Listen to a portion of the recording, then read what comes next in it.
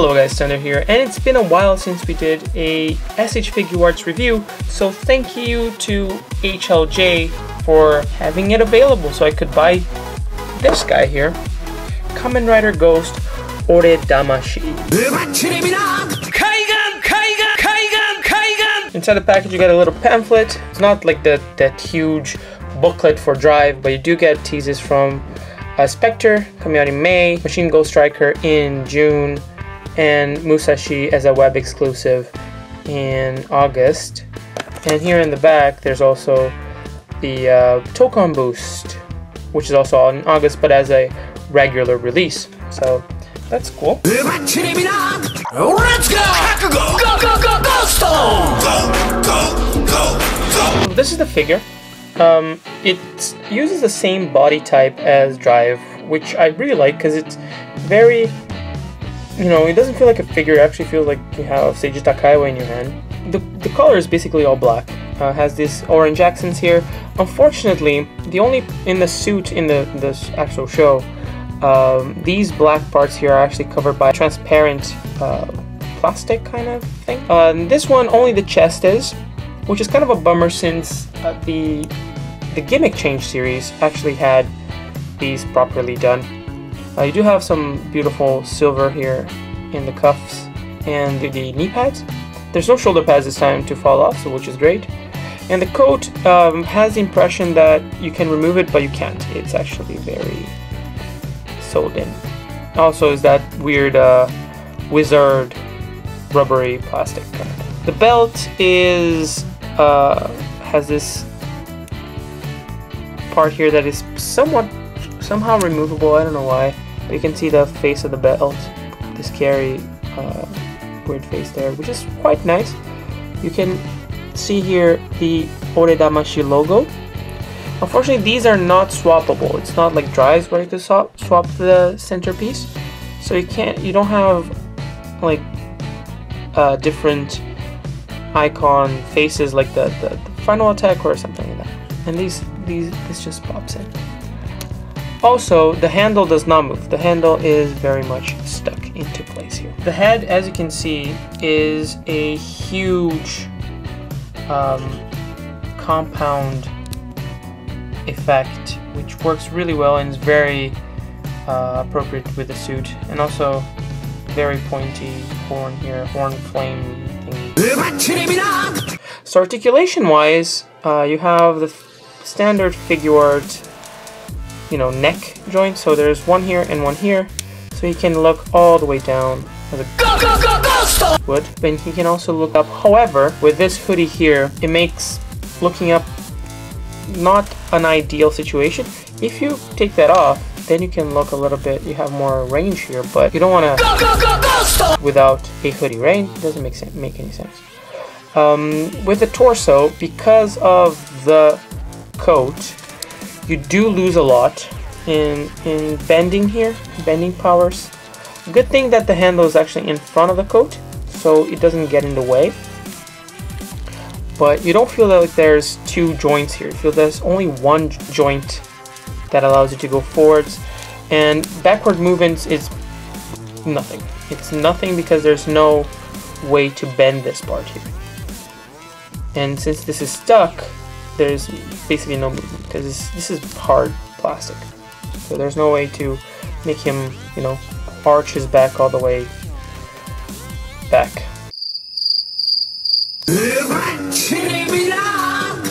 Hips, he can rotate it. He can do some light rotation. The coat again gets in the way, which kind of sucks. Arms wise, you do have that regular Figuart ball socket junction here. However, you have to be mindful of this part here, because if you bend it like this, it will bend this and it might break. It's a very thin piece of plastic, as you can see. So what they created grooves inside the suit. I don't know if you guys can see it here.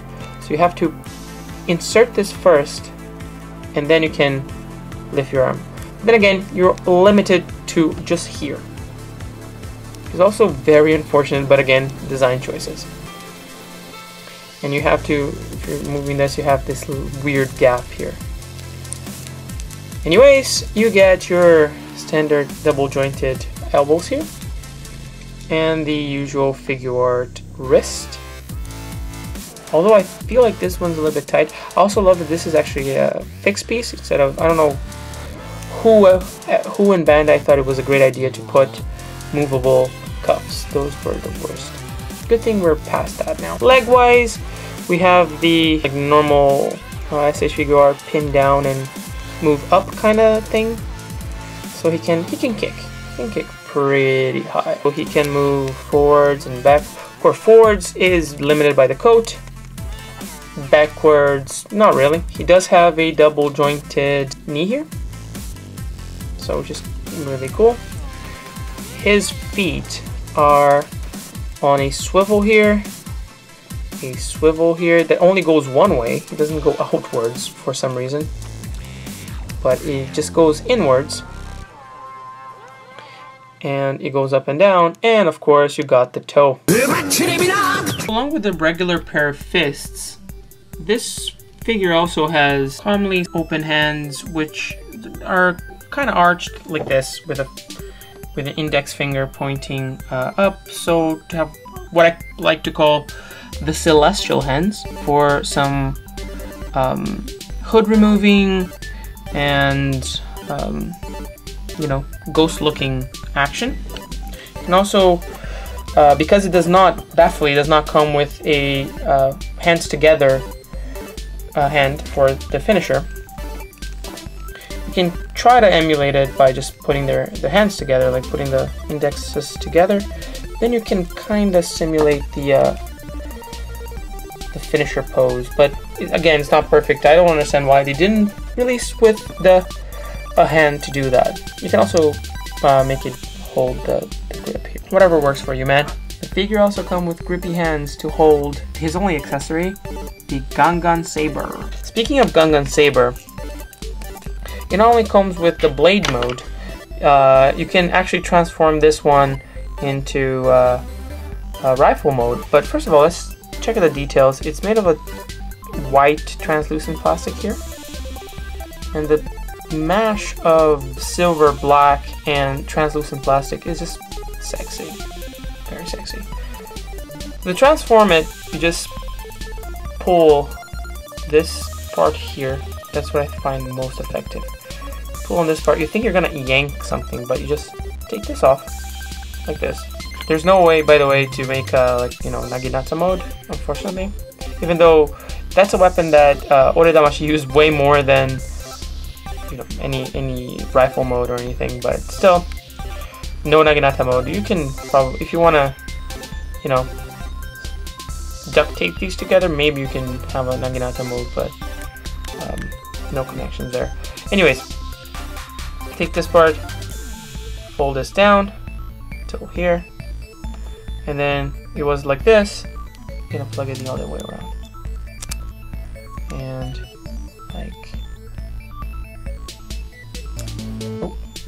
like so. And now you have rifle mode, and you can use his grippy hands to grip on the rifle mode and have him shoot at things in your face with this huge ass rifle. I don't put him that way too much because I find this way too big. I don't even think the prop in the show was this big. As a final piece of accessory, the hood can be removed because there's a second hoodie. This one gets pegged here in the back. So you remove that, and you can use this second piece of hoodie for his hood on action, but it doesn't peg here, and there's nothing to hide this, unfortunately. You have to put your nail in here and remove part of his skull. Quite brutal if you think about it, and then just, you know, until you find the sweet spot and you for sure that this is actually connected. So here's with his hood on. He can still look up. You know, the connection goes away pretty quickly, but he can look down, which is works a lot for the whole ghostly effect. If you have a Damashii stage, this works wonderful. It's really nice. And then he can look up, about the same as if he had the other hood on. You can look sideways. You can even make him, you know, just look a little bit inside the hoodie.